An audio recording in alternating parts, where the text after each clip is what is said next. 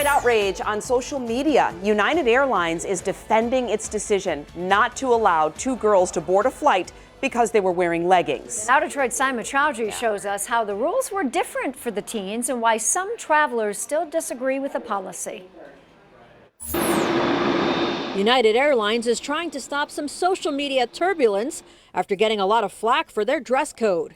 This after two teens were not allowed to board a flight from Denver to Minneapolis Sunday morning because they had on leggings. We heard the gate agent say, these aren't my rules, I just enforce them. And that was when they looked very panicked. Activist Shannon Watts tweeted the company after witnessing the incident. Many more people, including some celebrities, chimed in, calling the policy sexist. I'd be really upset. I don't know what I would do. I'd be frustrated. I think that's a stupid rule.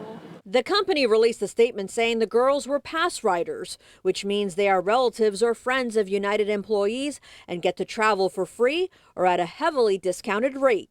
This means they are held to a different standard when it comes to dress codes. I don't agree with it whatsoever. The girls eventually changed and got on the next flight, but many travelers we spoke with are unhappy with the policy and said these rules should not apply to teens or children. I think little girls should be able to wear what they want because they're just little kids. They should be comfortable and ride the plane and not have to worry about what they have on if they're comfortable. I'm comfortable, so whatever makes me comfortable. Witnesses pointed out the teen's father had on shorts and was allowed to board the flight. To me, it seems like a pretty sexist policy. Yeah, that's not appropriate. I don't want to see a man wearing something like that. United tweeted that they do allow their passengers to wear leggings, but if you're a pass rider, again, the dress code is a little more strict.